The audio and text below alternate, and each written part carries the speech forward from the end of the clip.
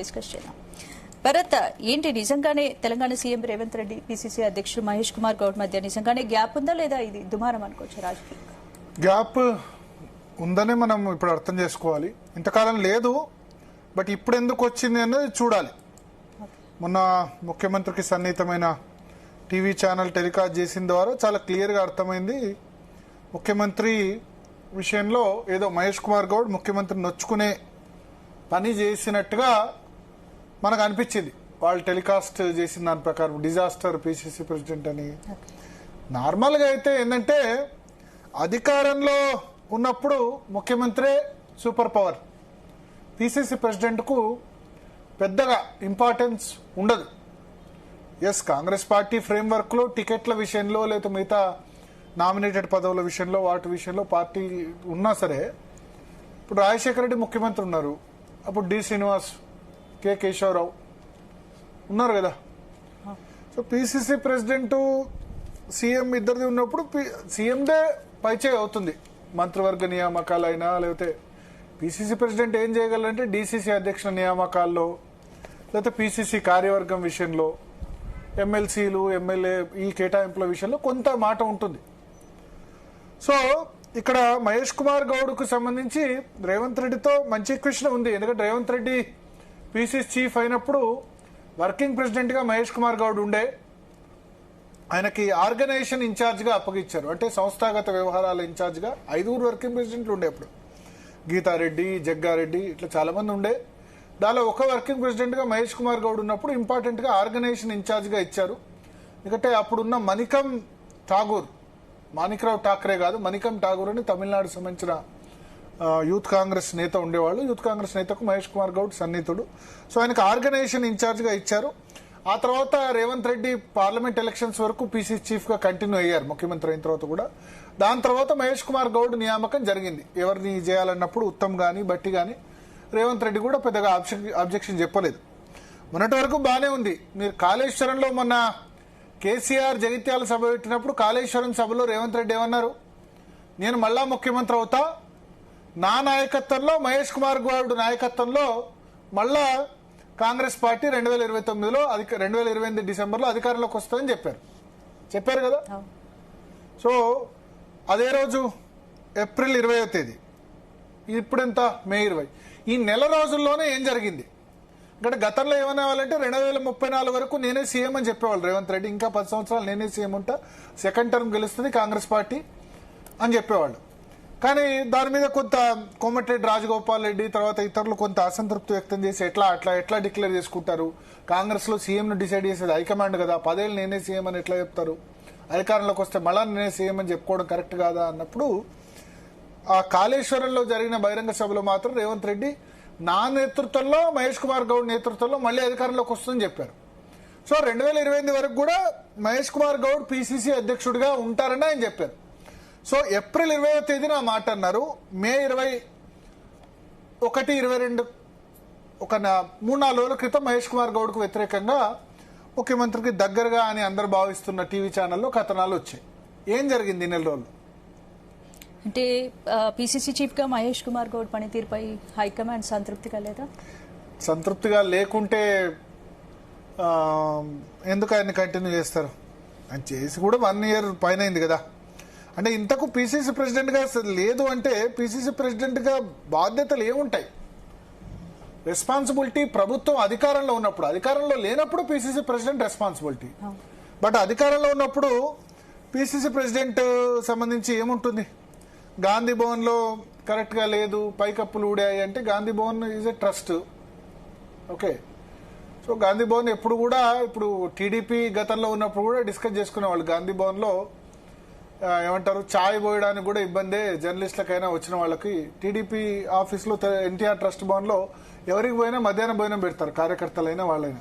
Gandhi Bhavan treatment వేరు. అంటే రెండే పార్టీలు, కాంగ్రెస్ వైఎస్ సాయంలో కూడా ఇటువంటి కంప్లైంట్స్. గాంధీ భవన్ ట్రీట్మెంట్ వేరు, తర్వాత ఎన్టీఆర్ ట్రస్ట్ భవన్ ట్రీట్మెంట్ వేరు అని చెప్పి. సో అట్లా రాజకీయ పార్టీలు కొత్తగా వచ్చిన కాంగ్రెస్ కల్చర్ అది. అక్కడ పోతే గాంధీ భవన్లో పెద్దగా పట్టింపులు అవన్నీ ఉండవు. సో ఇప్పుడు ఎవరు సక్సెస్ ఎవరు ఫెయిల్యూర్ అన్నది ఎందుకు చర్చకు వచ్చింది? మహేష్ కుమార్ గౌడ్ రేవంత్ రెడ్డి మీద ఒక వ్యతిరేక నివేదిక ఇచ్చారు హైకమాండ్కు. ఆ విషయం రేవంత్ రెడ్డికి తెలిసి నువ్వు ఇట్లా ఇస్తావా నా మీద వ్యతిరేక నివేదిక, నీ సంగతి చెప్తా అని చెప్పి ఆయన బ్లాస్ట్ చేశారు.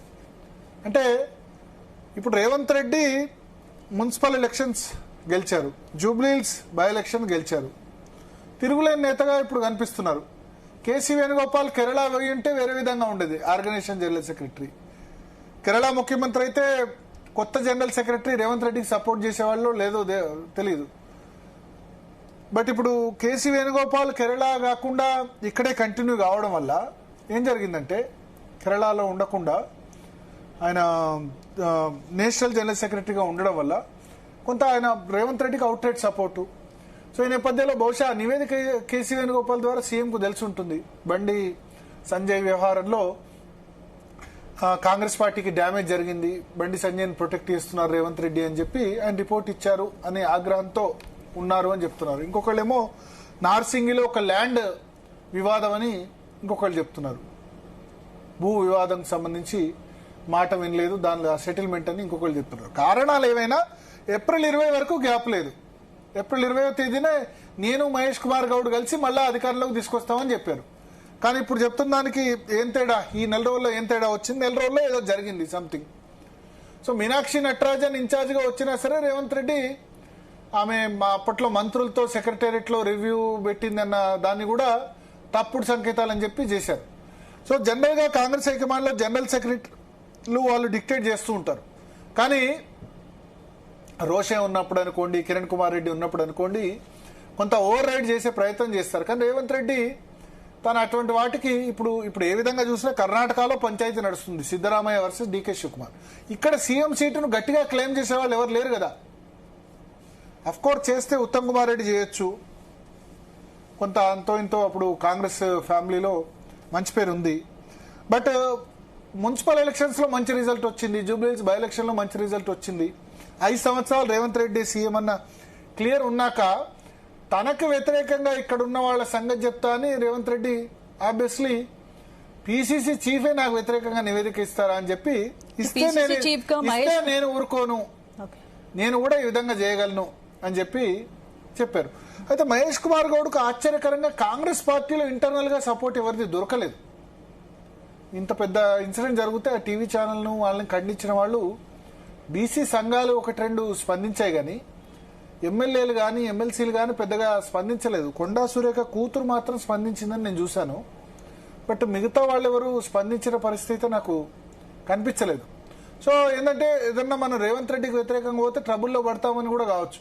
కానీ కాంగ్రెస్ పార్టీలో మాత్రం చర్చ జరుగుతుంది, ఎందుకు వీళ్ళిద్దరి మధ్య గ్యాప్ వచ్చింది, ఏం జరిగిందని చెప్పి. మహేష్ కుమార్ గౌడ్ కూడా చాలా హుందాగా స్పందించారు. ఆయన ఆగ్రహం వ్యక్తం చేసి ఆ ఛానల్ గురించి మాట్లాడకుండా మీడియా స్వేచ్ఛను గౌరవిస్తున్నాం, నా పనితీరును హైకమాండే డిసైడ్ చేయాలి అని చెప్పి ఆయన ఏమంటారు కొట్లాటకు పోదలుచుకోలేదు. కొట్లాటకు పోయి బహుశా హైకమాండ్కి చెప్పి ఉంటారు ఇట్లా నా మీద ఇట్లా టెలికాస్ట్ చేయించారని చెప్పి. కానీ మహేష్ కుమార్ గౌడ్ను మంత్రివర్గంలోకి తీసుకుంటారని వార్తలు వస్తున్నాయి. రేవంత్ రెడ్డి కూడా బలరాం నాయక్ ఎస్టీ సామాజిక వర్గానికి సంబంధించిన వ్యక్తి, లంబాడ సామాజిక వర్గానికి సంబంధించిన వ్యక్తిని పిసిసి చీఫ్ గా చేస్తారని వార్తలు వినిపిస్తున్నాయి. ఆయన చేసేందుకు ప్రయత్నిస్తున్నారు, చేస్తారు కాదు, హైకమాండ్ మార్చాలి కదా. రాజశేఖర్ రెడ్డి ఉన్నప్పుడే మొదలు డి శ్రీనివాస్ రాజశేఖర రెడ్డి గారిపై అధికారంలోకి వస్తే డి శ్రీనివాస్ మంత్రివర్గంలో చేరమని సోనియా గాంధీ చెప్పారు. కె కేశవరావు అని ఆమె పిసిసి ప్రెసిడెంట్ చేశారు. కేశవరావు కుమారుడు ఆ కాల్పుల వివాదంలో చిక్కుకోగానే అప్పుడు మళ్లీ డి శ్రీనివాస్ని రాజశేఖర రెడ్డి అభిమతానికి విరుద్ధంగా డి శ్రీనివాస్ని సోనియా గాంధీ పిసిసి చీఫ్ చేశారు. సో కాంగ్రెస్ హైకమాండ్ అట్లా ఉంటది, ముఖ్యమంత్రికి పిసిసి చీఫ్ కు పంచాయతీ పెట్టాలన్నట్టు చూస్తూ ఉంటది. సో సరే, ఇప్పుడు మహేష్ కుమార్ గౌడ్ ను రేవంత్ రెడ్డి తీసేయమన్నంత మాత్రం మహేష్ కుమార్ గౌడ్ కు పూర్తి స్వేచ్ఛ ఉందా? సీఎం నిర్ణయాలు పిసిసికి ప్రాధాన్యం తగ్గిందనే వార్తలు కూడా వస్తున్నాయి. అంటే ఇప్పుడు పిసిసి సంబంధించి ఒకటి మనం ఏమర్థం చేసుకోవాలంటే పిసిసి పార్టీ పరంగా పెద్ద పొజిషన్, ప్రభుత్వంలో పిసిసి ఇంటర్ఫిరెన్స్ ఉండదు. కాకపోతే మంత్రివర్గ విస్తరణ లేకపోతే ఎమ్మెల్యే టికెట్లో ఎమ్మెల్సీఓ ఇటువంటి సందర్భంలో పిసిసి ప్రెసిడెంట్ చెప్పిన వాళ్ళకు కూడా ఇంపార్టెన్స్ ఉంటుంది. సో ఈ గవర్నెన్స్ లో గవర్నమెంట్ విషయాల్లో మంత్రులు లేకపోతే ఇంకేదైనా చెప్పిన పనులు అన్నవి చూడాలి. ఇప్పటివరకు మహేష్ కుమార్ గౌడ్ బాగానే ఉంది, బట్ ఇటీవల చెప్పారు 1 month బ్యాక్ మహేష్ కుమార్ గౌడ్ చెప్పిన పనులు కూడా చేయకూడదు, మాకు తెలియకుండా చేయకూడదని రేవంత్ రెడ్డి చెప్పారని చెప్తున్నారు. ఇది ఎక్కడి వరకు వెళ్తుంది అంటే మహేష్ కుమార్ గౌడ్ ఇంకా తెగించి గట్టిగా మాట్లాడితే ఓకే, లేదా రేవంత్ రెడ్డి ఒక జలక్ ఇచ్చి వదిలేద్దాం అనుకున్నారా? అంటే ఒక జలక్ ఏంటంటే నువ్వు నాకు వ్యతిరేకంగా పోతే మాత్రం నేను ఊరుకోను, డెఫినెట్గా బర్బాద్ చేస్తా అన్న వార్నింగ్ ఇవ్వాలని చూసారా? ఏదేమైనా ఇది కాంగ్రెస్ పార్టీ పరిణామాల దృష్టి అయితే మంచిది కాదు. 1 month క్రితం లేనిది ఇప్పుడు ఎందుకు వచ్చింది అన్నది చూడాలి. దీని మీద డెఫినెట్గా హైకమాండ్స్ కూడా రిపోర్ట్ వెళ్ళుంటాయి. హైకమాండ్ ఎవరికి ప్రియారిటీ ఇస్తుంది, పీసీసీకా? ఇప్పుడు కర్ణాటకలో కూడా అదే జరుగుతుంది. అక్కడ పీసీసీ ప్రెసిడెంట్ డీకే శివకుమార్ నాకు సీఎం కావాలంటారు, సిద్ధరామయ్య నేనే 5 సంవత్సరాలు సీఎం అంటున్నారు. సో ఆబ్వియస్లీ పార్టీ వ్యవహారాల్లో పీసీసీ అధ్యక్షుడికి, ప్రభుత్వ వ్యవహారాల్లో సీఎంకు. ఇప్పుడు రేవంత్ రెడ్డిని రాహుల్ గాంధీ, మల్లికార్జున ఖర్గే కూడా ఎందుకు డిస్టర్బ్ చేస్తారు? రిజల్ట్ బాగాలేనప్పుడు, ఇప్పుడు ఒకటి ఏంటంటే సక్సెస్ అయినప్పుడు సక్సెస్ అయ్యే వాళ్ళను ఎవరు కూడా ముట్టుకోరు, ఫెయిల్ అయినప్పుడు డెఫినెట్గా చేస్తారు. ఏదైనా రిజల్ట్ బాగాలేదనుకోండి, నెక్స్ట్ జిహెచ్ఎంసీ ఎలక్షన్స్ వచ్చాయి, రిజల్ట్ బాగాలేనప్పుడు పిలిచి అడుగుతారేమో. బట్ రిజల్ట్ బాగుంది కాబట్టి ఇప్పుడు ఈ సమయంలో ఎవరైనా ఎందుకు చేస్తారు? సో రేవంత్ రెడ్డి అడ్మినిస్ట్రేషన్ విషయంలో, రేవంత్ రెడ్డి విషయంలో జోక్యం చేసుకోరని ఆయన కుట్ర. మహేష్ కుమార్ గౌడ్ను సర్దుకుపోండి అని చెప్పొచ్చు. రేవంత్ రెడ్డిని కూడా ఎందుకు అట్లా విధంగా అంటే ఆయన ఏమంటారు, ఆ టీవీ ఛానల్ వేసిన దానికి నాకేం సంబంధం అని కూడా అనొచ్చు, అంతే కదా, అనొచ్చు.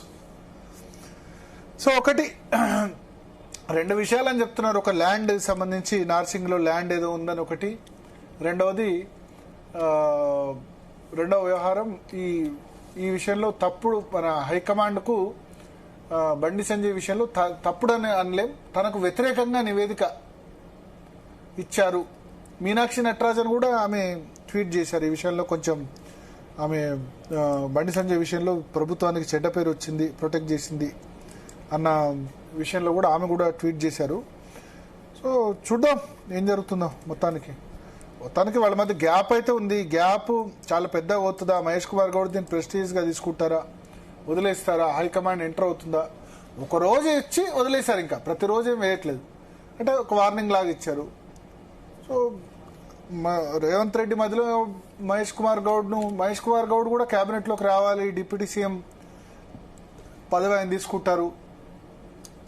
ఇప్పుడు ఎస్సీకి ఒక డిప్యూటీ సీఎం ఉన్నప్పుడు బీసీకి కూడా ఒకటి డిప్యూటీ సీఎం ఉంటుంది. ఇట్లా రకరకాల వార్తలు వస్తున్నాయి. ఇంకా 2 ఖాళీలు ఉన్నాయి, ఒకళ్ళిద్దరిని తీసేస్తారు మంత్రివర్గం నుంచి అని కూడా చెప్తున్నారు. సో ఏం జరుగుతుందో చూద్దాం. Right, okay Bharat. ఇక నెక్స్ట్ టాపిక్ లోకి వెళ్ళే ముందు డీఎన్ఏలో షార్ట్ బ్రేక్. స్టేట్